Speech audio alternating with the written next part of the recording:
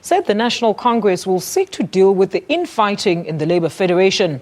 Cosatu President Sdumo Dlamini will open the 4-day National Congress, and ANC President Jacob Zuma is also expected to address the Congress later in the day. Thousands of delegates are attending the National Congress. They'll also discuss problems facing the Federation currently. Rebuilding the unity of Cosatu following infighting will be the main focus. Discussions are expected to be robust, with expulsions of former General Secretary Zwelinzima Vavi and Metal Workers Union NUMSA likely to be raised, despite the two having chosen not to pursue their reinstatement. Other pressing issues Cosatu must work on are the growing federation's membership, as well as implementing a program of action, including fighting e-tolls and pushing for a national minimum wage. The Congress ends on Thursday. Well, Cosatu's elective conference started in Midrand, north of Johannesburg today, but there were delays earlier due to the issue of credentials, prompting the President Jacob Zuma to be asked to come back later this evening to address the delegates. Well, Vuyo Mvogo is our contributing editor and is joining us now for an update. Vuyo, do give us more on these latest developments. Has there been order restored in the issue relating to credentials? Well, it's probably a question of saved by the bell, because the delegates have now gone to have lunch, and I think that's what saved. That's what has saved the situation, and I'm sure you can.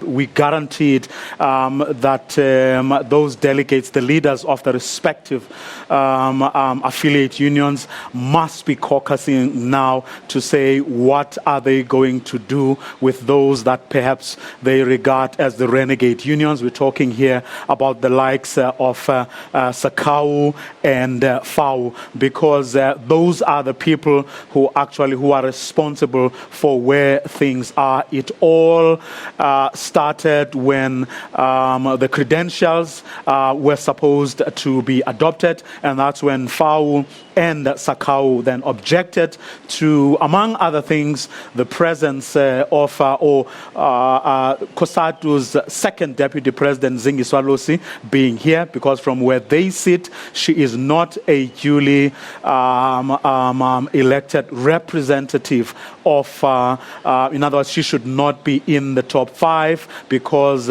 she had resigned from a position she got when she was a shop steward of NUMSA. Secondly, they are objecting to Limusa being that new union which effectively has come to replace NUMSA within Cosatu. And that is where hell broke loose, when those two things were put on the table and Congress was asked to reflect on it.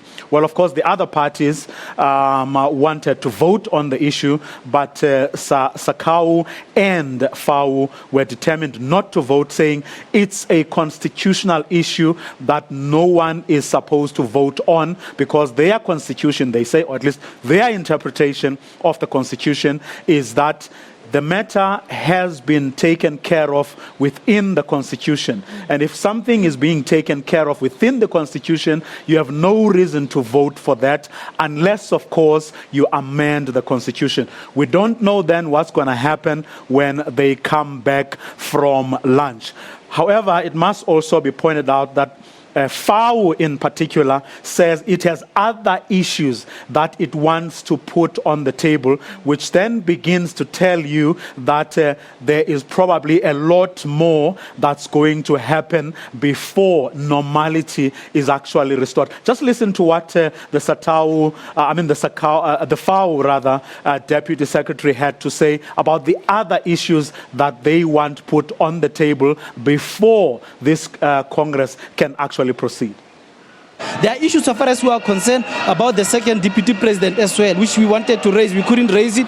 There are issues that we wanted to raise regarding clarity as per the standing of the treasurer. So again, on the issues of membership used in this Congress by other affiliates that we know they have been affected as a result of splinters, but still maintain the same number. We didn't manage to raise those issues because we were cut.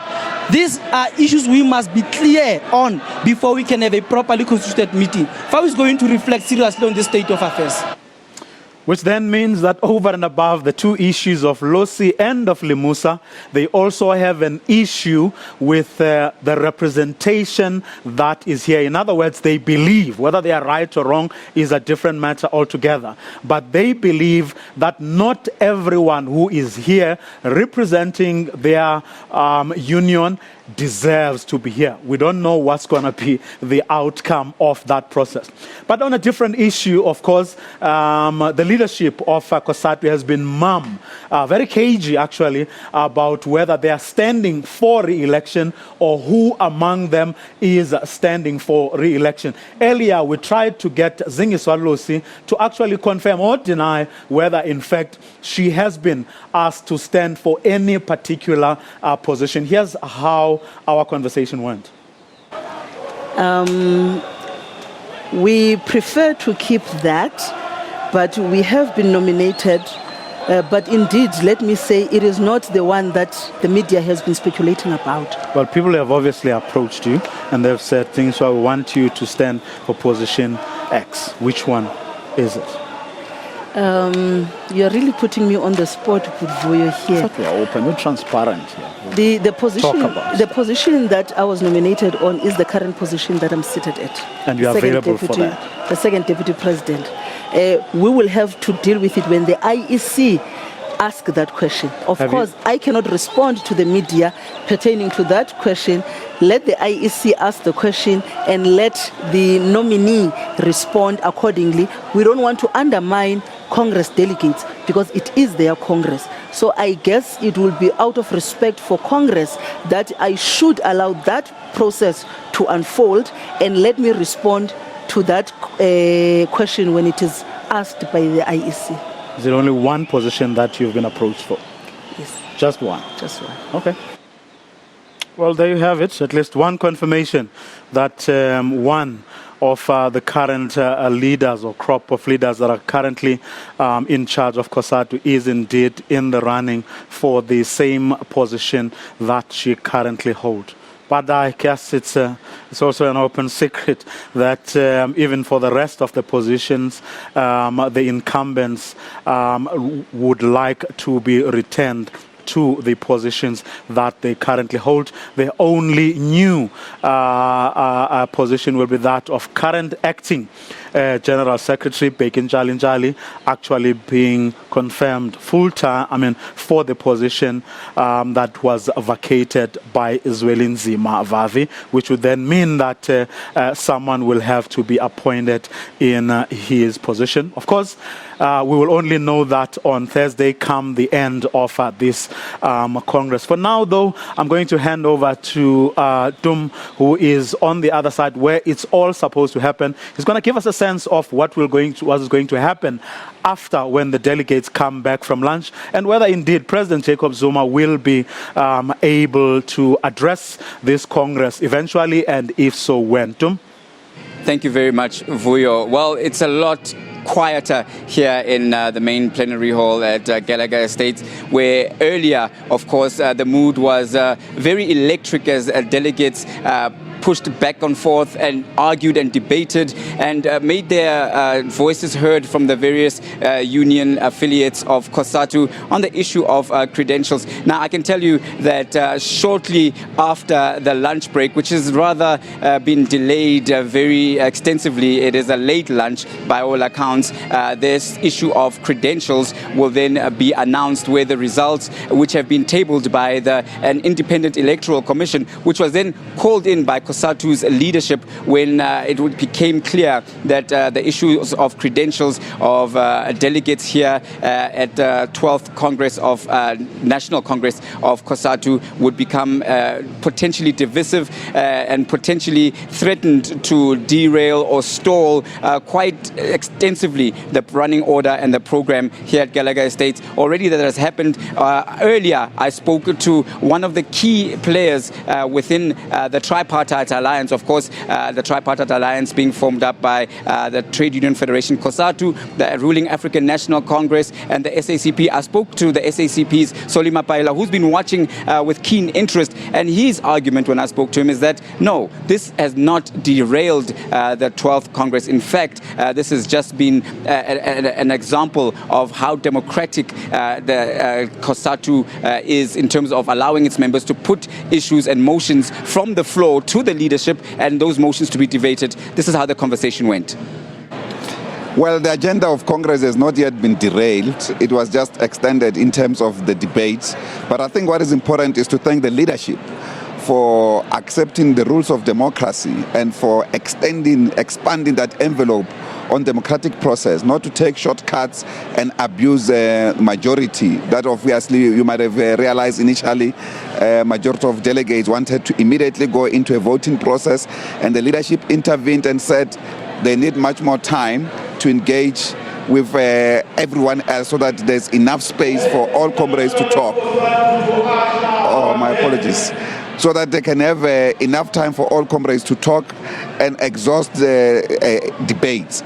That part is important for the development of democracy in our country. And I think that Cosatu has once again proved that it's a real platform of workers' parliament where democracy can be debated and exhausted.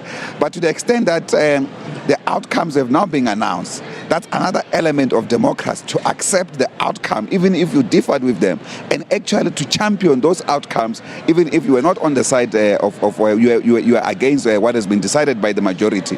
That's a very important testing moment for our federation. And for that, as the SACP, we are quite happy that the workers have fully embraced democratic norms and principles. But we must also say it is difficult to destroy. I mean, easy to destroy, but difficult to build. And I think that the delegates here must be aware about that particular process. It can take many years to build something that you can destroy in one single moment. We see that Cosatu numbers, which has been an issue that has been so high in the news as well as the national agenda, Cosatu numbers dwindling to their lowest, some might argue, ever. And some panelists saying that the Trade Union Federation faces the real reality of not being relevant as a structure which workers can rely on to forge ahead with their struggle for a living wage. Do you think that, based on what we saw earlier, that Cosatu can bounce back, relook, rebuild, and forge ahead to fight for workers' rights? That's a misnomer. This is a federation of 1.9 million members as per the status quo. That's the single biggest organization in the Republic. So the numbers that we are talking about are obviously the numbers that of members from NUMSA. Remember, it's about 300,000 or so, which were making it 2.2 million. So essentially, there's never been proper dwindling of numbers per se of the federation if you had to take out that number of NUMSA, which was another democratic process, which some of those comrades in NUMSA did not want to accept the outcomes of a democratic process. So I think we have to deal with that misnomer. The issue is whether Cosatu, going forward, it can confront big capital, the real people who are exploiting workers, the real people who are creating unemployment and poverty in South Africa, the people who are maximizing profit and abusing that profit, are holding it in liquid form and not putting that profit into productive economy to create jobs and build the republic. So those are the issues that must actually be differentiated. Actually, it's an agenda of the big capitalists to create that misnomer so that they can begin to weaken Cosatu. But Cosatu has demonstrated its strength here today again, once more, and we're very proud about that. And finally, having said that Cosatu has demonstrated its strength here, do you think that the alliance as a whole, without a strong and unified Cosatu, can actually go ahead with making sure it achieves the vision of completing the national democratic revolution and a living wage for all? The living wage combined with a proper social wage remains an integral component of improving workers' lives and the general life of all South Africans. So we think we need a united Cosatu in order to strengthen the alliance, because at the core of the working class struggle is the organized and united workers. So it is in that particular respect that we pay also special attention to Cosatu as the SACP, because it's at the center of our liberation struggle and the liberation of the workers, and actually lays the foundation for us to develop towards socialism. Well, what we're expecting now when the session resumes here at the 12th National Congress of Cosatu is that there will be an announcement of the independently verified results on the issue of credentials, and that will be have been verified and be announced by the leadership on stage here. That was verified by the IEC, had to be called in as independent players to come and verify the issue of credentials. So we'll wait and watch keenly, with keen interest, how this particular issue goes, because of course without the issue of credentials being verified, this cannot be seen as an official Congress. That's how important this sticking point is, and this is why everything has come to a halt. From then on, we are expecting the program to continue as expected, and of course President Jacob Zuma from the ANC will be addressing the 12th Congress of Cosatu in his capacity as ANC President, of course another member of the tripartite alliance of which Cosatu is a member. And with that, I throw back to you in the studio, Alicia. That's Sdumo Dlamini, SABC reporter, and Vuyo Mvoko, SABC's contributing editor, and they're both in Midrand, bringing us all the very latest and exclusive interviews from the Cosatu's elective conference.